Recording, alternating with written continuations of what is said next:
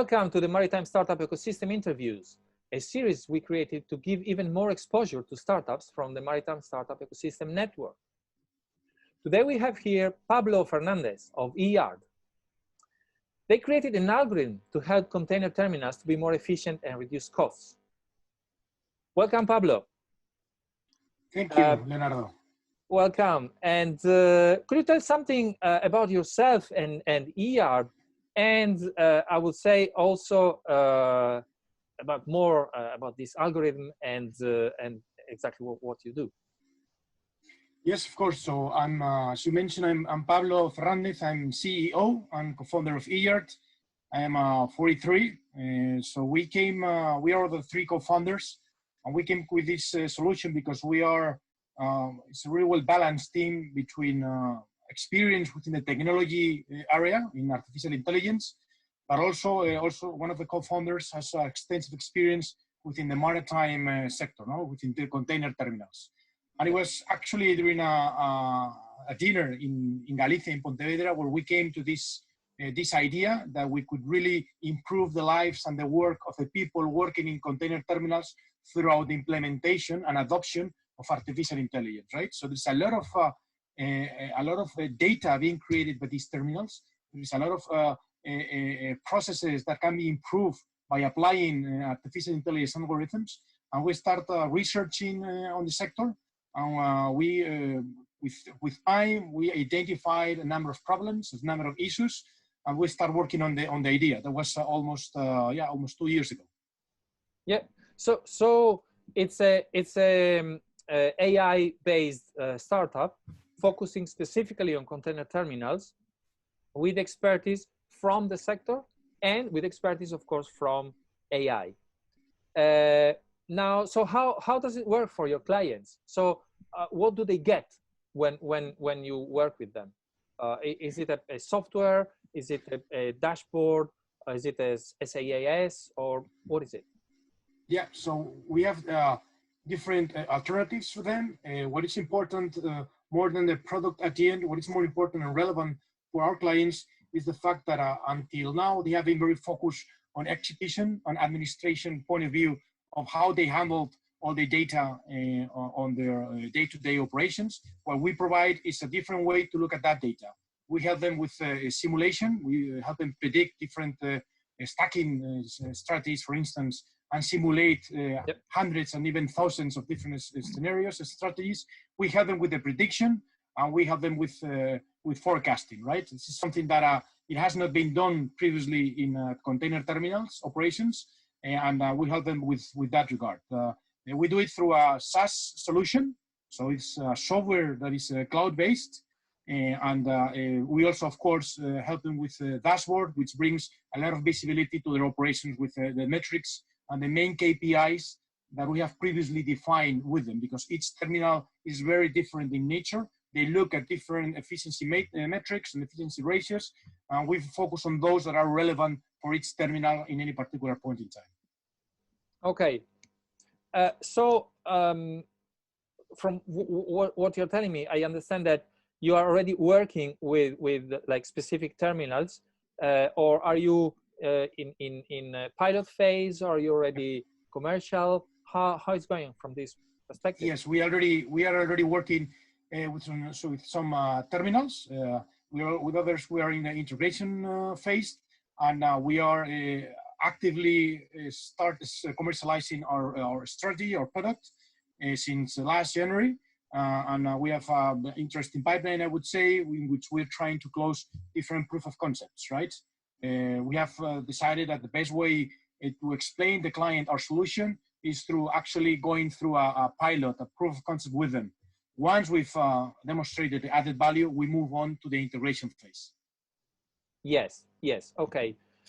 So pilots are in the making, so to speak. Or you have already some pilot that you can like showcase to them and say, yes, look, in this terminal we did this and it worked like brilliant or whatever. Yeah, that's correct. So that's a pilot. It actually gives you the tool, gives you the possibility to really showcase what your solution is all about, right? And that's a really nice way to prove what we're able to achieve. that's the tool we use in order to, it's like a first step, I would say.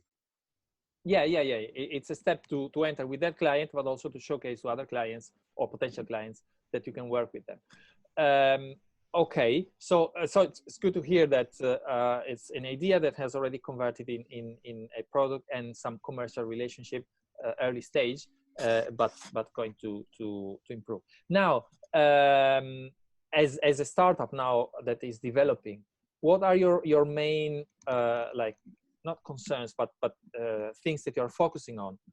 Business development, funding, people, technology.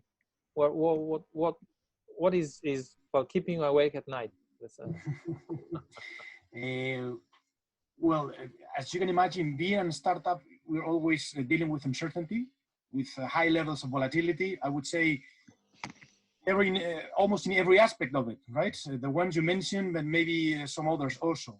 Also the fact that the whole health crisis has come along in the last month or couple of months have also created a lot of more uncertainty and volatility into the market, right? So what we're focusing on right now is that we've been very busy since the mid of March, looking at our runway, our treasury, and our cash position.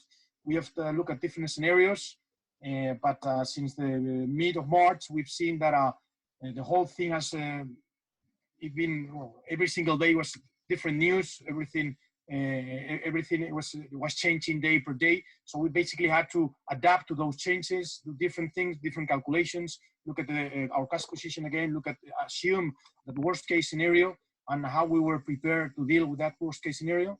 And so I would say that there's nothing really keeping me awake at night. I believe that by taking care of things and not being too much preoccupied about them is the way to solve them. So we're just trying to move fast, adapt fast, being flexible, and we have that flexibility.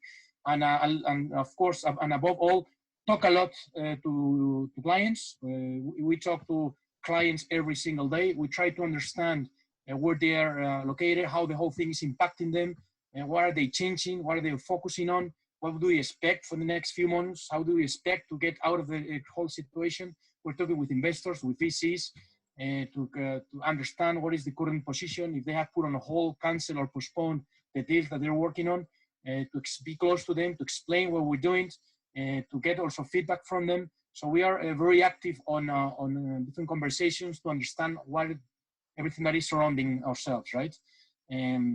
So nothing really preoccupied about, but more really be on top of things. And the nice thing about doing that is that at the end you get a really global view of the different parts that affect the company, and being able to adapt and move quickly. Yeah. Well, it's the task of the CEO to be on top of the things that are happening in the company, and make sure that you have enough runway to cope with whatever is coming at you. And now big things came at us.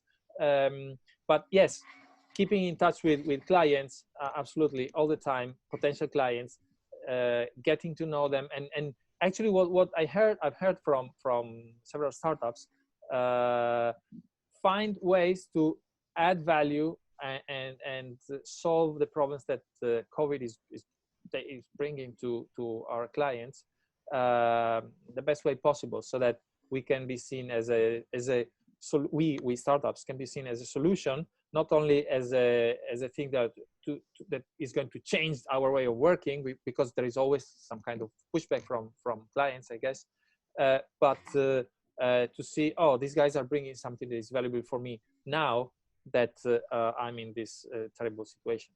So, and what about on the funding side? How is funding affected by COVID? If you want to talk about this, because of course this is a very delicate subject that. So I guess we were lucky enough to have enough funding by the beginning of the year. The project has been bootstrapped by the co-founders since the very beginning, but we were lucky enough to get a grant at the beginning of the year.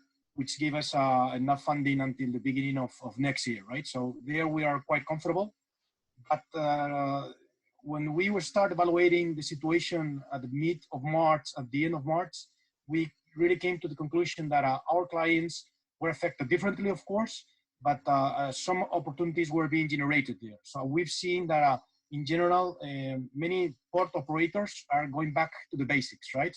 So cost reduction and improve of efficiency. While many of the innovation projects have been stopped, there are others that continue, right? Those focusing on again, cost reduction and improve on operational efficiency, which is exactly where eYard is located. So we have decided to play it a counter-cyclical role. So basically meaning investing a little bit more on a number of things. We are hiring a couple of senior developers.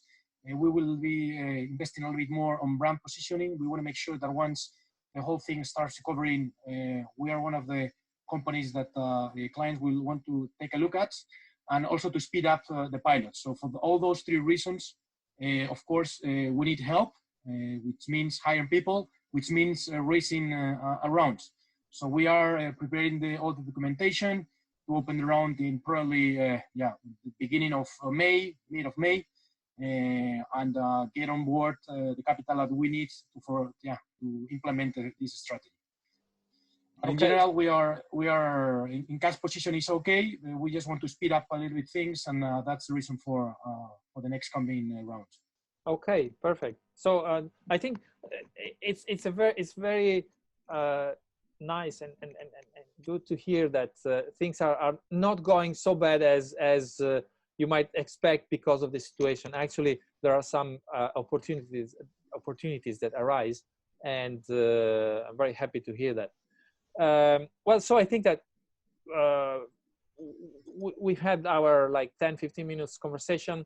I think let's keep it short and sweet, so that people who listen to it, they can get to know you, and they know if they are investors, they know that you are in the process of developing a pitch and go out and and raise.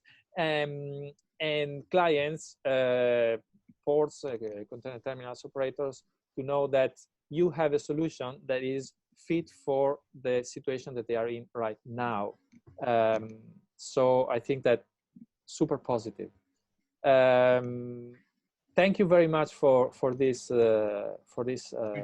chat here, and well, let's say stay safe, and same to you. Let's get strong. Okay, yeah. Thank you for the interview, and best of luck. Bye, Pablo. Ciao. Bye-bye.